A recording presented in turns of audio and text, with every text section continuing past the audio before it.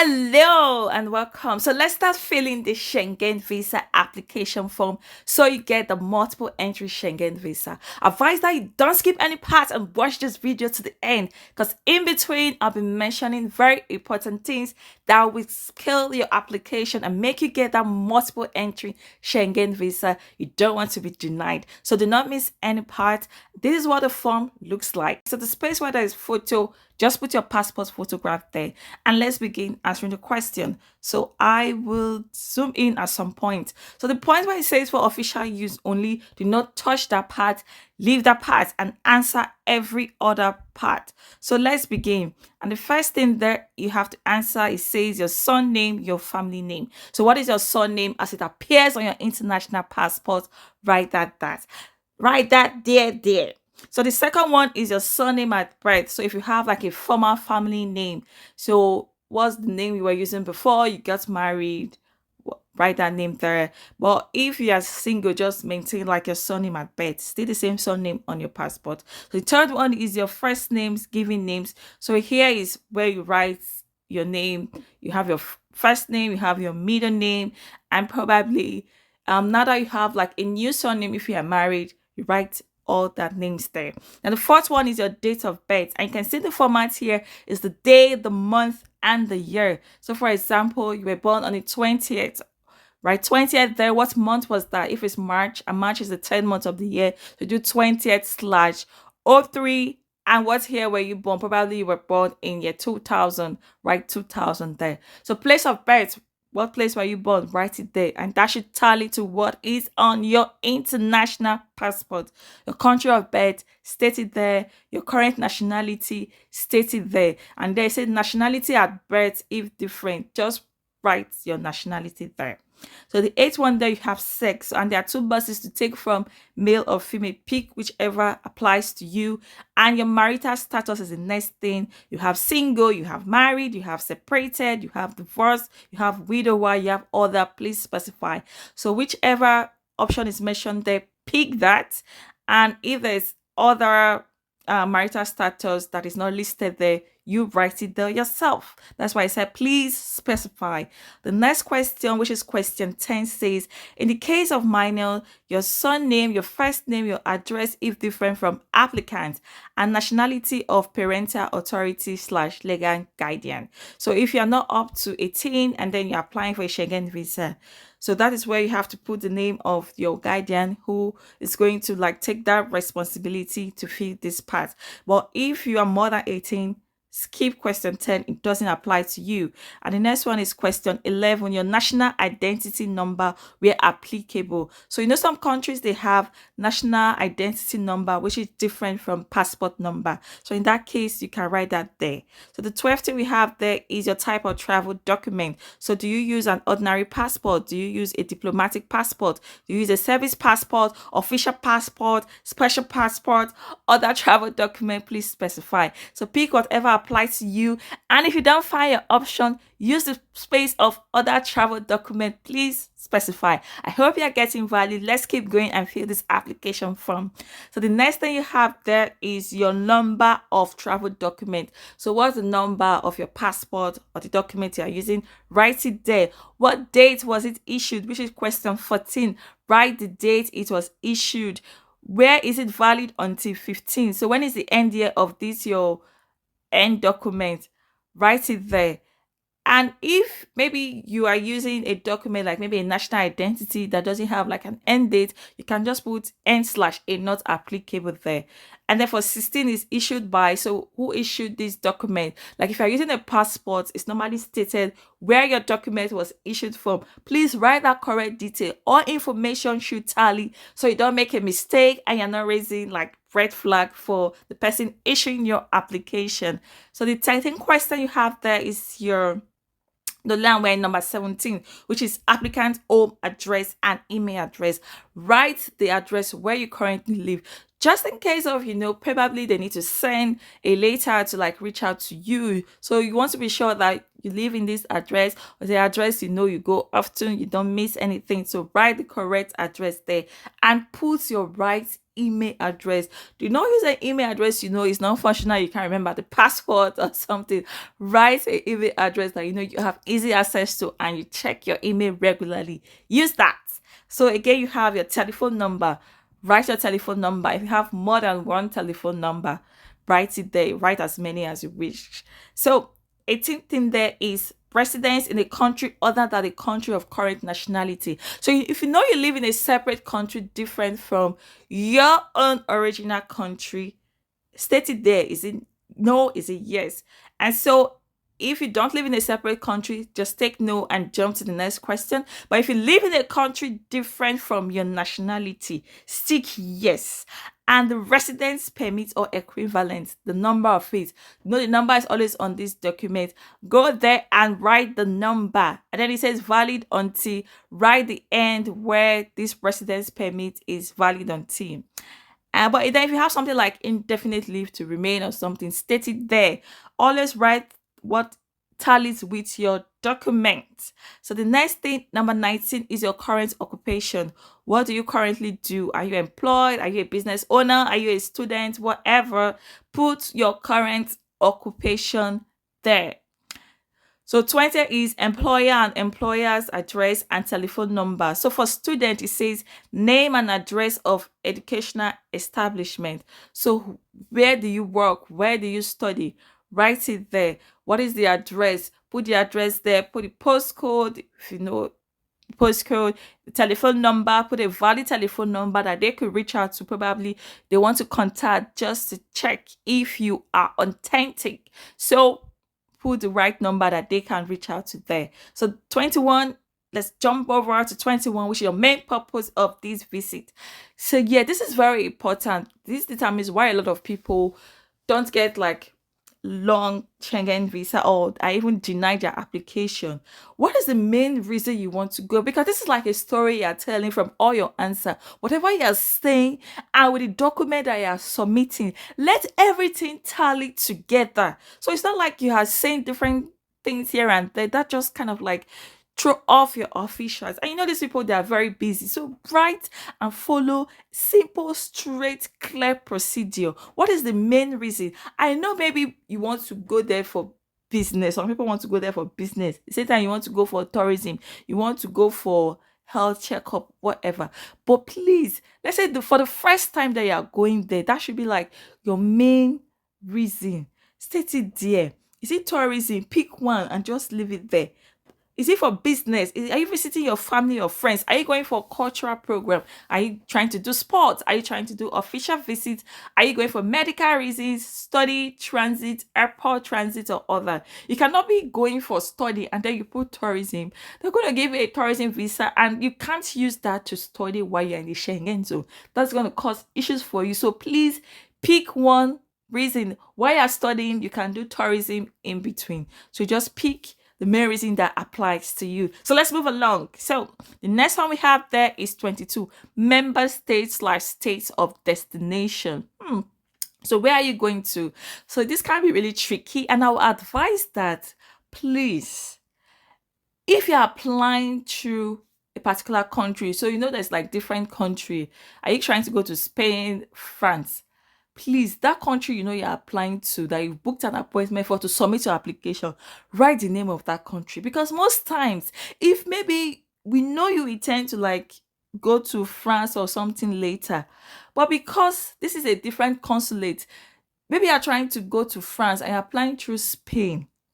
Spain as a country is different from France. If you go and write France there, that is really, really tricky and dicey. Just stick to the Spain. When you get a Schengen visa, you can use it across multiple states. So I would suggest write the name of that country. Be simple, leave it at one. Don't write all the places you intend to like visit, except you have so much time to prepare so many documents and start writing and explaining. Just write one. If you write one and which is the country you're applying to, as far as you take multiple entry visa, it's left for the official to like give you multiple entry visa and give you the duration that can be long or whatever. It doesn't matter how so much you write.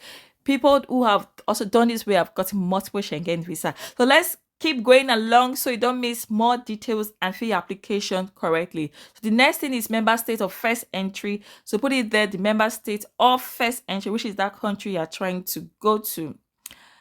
But then maybe you're going somewhere else and you're just trying to like apply to another place and you have permission from that country, you could put it there, member state of first entry. So number 24 is number of entry requested, single entry, two entry, multiple entry. I always suggest pick multiple entry because this gives you, because you might want to like go in and out of the Schengen zone so many times, even though you know, oh, maybe this year it's just Paris I want to go to. You never know. They said the only constant thing in life is change. Something might happen along the way. So just pick multiple entry. It saves you that stress. So even though you pick multiple entry and then you get like 2 times entry or a single entry, at least you know you try. But then if you put single entry, they're like, oh, she just wants, or you just want a single entry, and they give you that single entry. So pick multiple entry. Not going to harm you whether you go to multiple places or not with the visa. So pick that option. So let's move along. 25. What duration of intended stay or transit? So indicate the number of days you intend to like stay within this zone. So again, follow one story.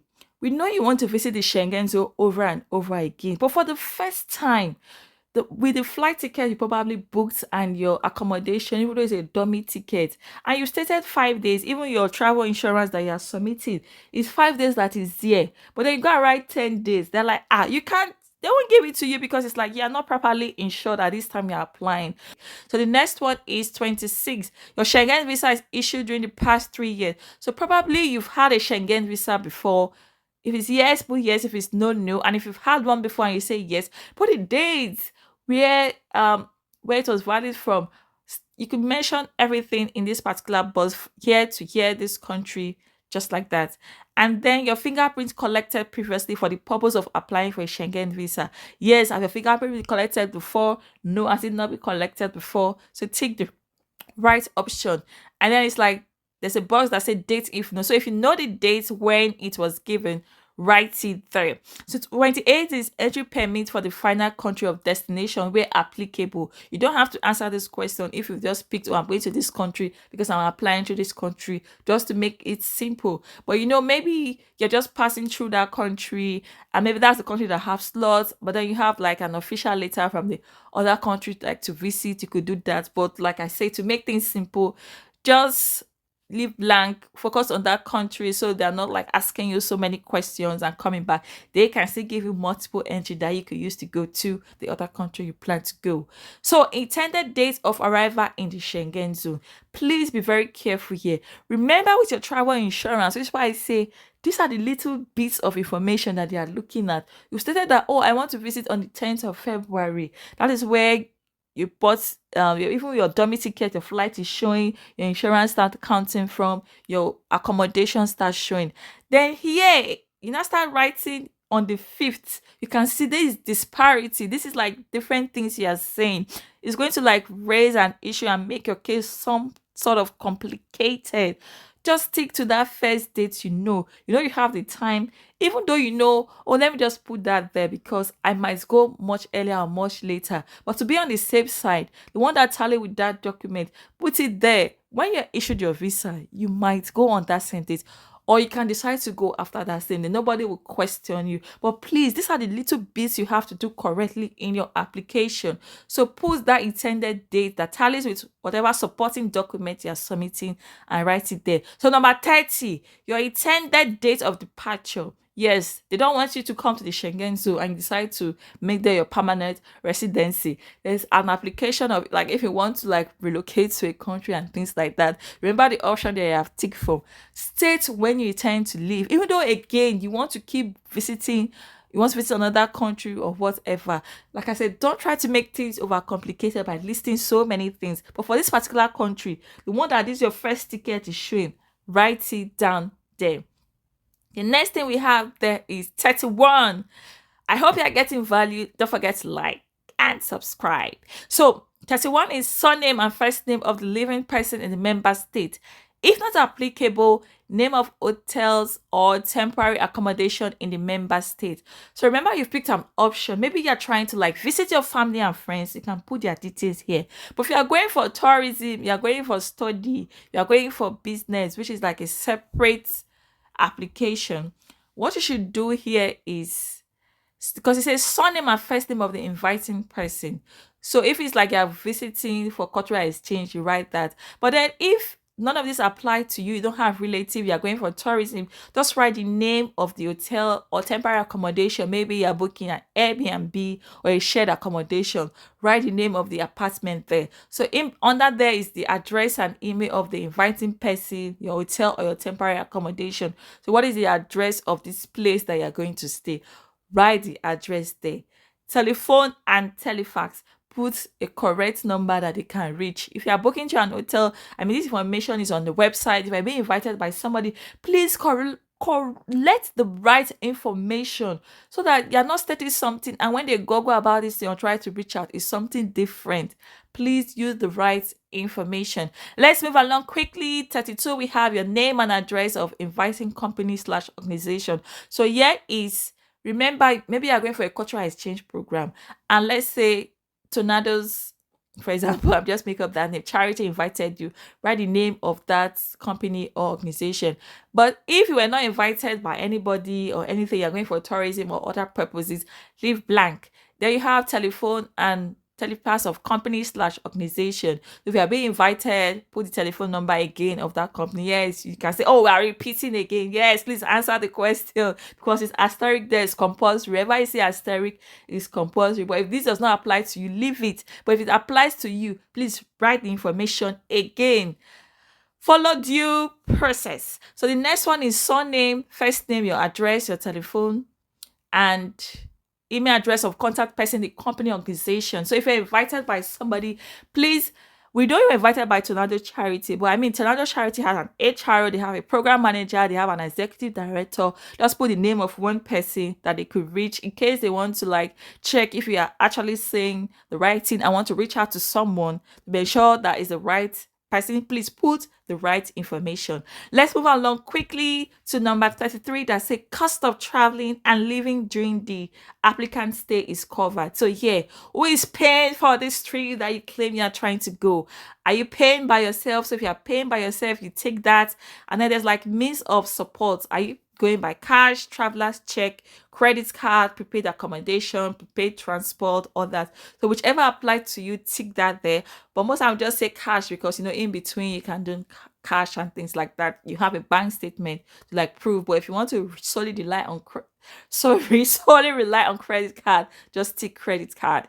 Then let's move to the other side of the form. So if that does not apply to you, you're not covering the cost by yourself. So there's another option by a sponsor. So maybe you're going for a conference or you're invited for a fellowship or something. Stick that there. So you're being sponsored by somebody, by a company and an organization.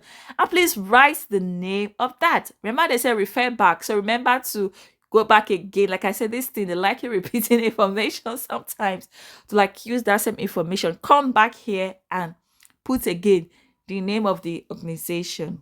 Means of support. Are they going to support you by giving you cash? If it's cash, we will give it to you. Tick as many that apply to you. We do also like give you accommodation ticket. Also, all the expenses covered during your stay. Ticket there. Are you doing prepaid transport or other? Whatever apply to you, just take the right option in between. You can't say you're going to cover it by yourself, and maybe in the beginning you have say, oh, you are being sponsored. Again, that is like, if you say, damn it, this person is not saying the truth, your story is not coherent. Please stick to one that applies to you and feed that there. So let's go along. We are almost at the end of the form. I hope you've gotten value from so far, and you can really fill your application to get that multiple entry visa. So 34 is like your personal data of family member who is an EU, EA, or CH citizen. So if this does not apply to you, you're not going to meet your family member, leave blank, did not answer. But if you are going to like meet your family member, put the details of your family member here. So there you have surname, write the surname of the person, first name. The person has more than one name, write it there.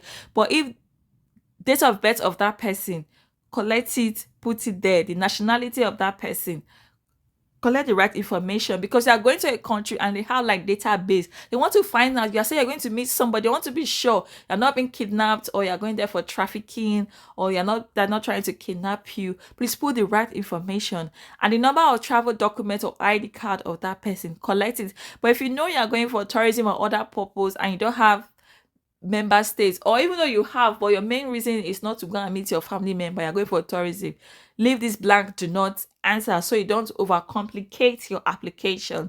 And let's jump to question 35. Yeah, we're getting to the end, and that is like your family relationship with this person in the EU, in the EEA, or the CA citizen. So is this person your spouse? Is this person your child? Are you a grandchild of this person? Are you a dependent of this person? If this applies to you, stick that. But if none of this apply to you, leave question 34, leave question 35 alone. But you must fill question 36, which is the place and date. Where are you making your application from? Which country are you applying from? Let's say you live in the UK, or you live in France, you live in Paris. So what place is that? Write the place. If it's UK, where exactly in the UK? Is it from London? Put London. Is it from Edinburgh? Edinburgh. Manchester, Manchester, London. If it's Paris, if it's France, is it Paris? Put Paris, wherever. That exact location and the date. What date did you go to the visa processing center to submit your application? Put it there. And your signature. So you sign there. But if you're a minor, you're not up to 18, you have to use your guardian's signature. Say signature of parental authority or legal guardian. Someone else would sign on your behalf. And so this is just the terms and conditions here. So listen, be aware that this visa fee is not refunded. Yes, so if your visa is denied, you won't be denied, because like you feed everything accurately, I am sure, and I'm rooting for you. So that is it. So application in case of a multiple entry visa is applied for. I am aware of the need to have an adequate travel medical insurance for my first stay and any subsequent visit to the territory of member state. Yes, so it just means that, oh, you have to have a valid, even though they give you more entry, they will expect you to take that initiative to get a travel insurance, because you know it's good for you, but it's left for you to do that. But remember, you must have a valid insurance like when you're applying now. And so this is like another term and condition. I always advise read term and condition to understand. But it's so much just to save us time, because we're at the end of the application. And so read that on your own later. Don't forget to like. I mean, I've given you so much value. Share this video to help people get their multiple entry. And around visa application services, I'll leave my contact details in the description box displayed on the screen, and it's at preciousexplore@gmail.com. So I declare that to the best of my knowledge, the particulars submitted are correct and complete, blah blah blah. Again, sign 2 times, just as you did in 36. You put the place where you're signing, you put the date, and again signature for minors and parental guidance. Yeah, so with this, I am confident that you're going to fill your application correctly, and you are going to like smash and get that multiple entries, so you keep visiting the Schengen zone, and the purpose why you tend to go there is granted to you and written to you. And don't forget to like leave your comment. If you have any question, I'll be glad to answer them. And you have any comments, share your experience about your visa application and things like that.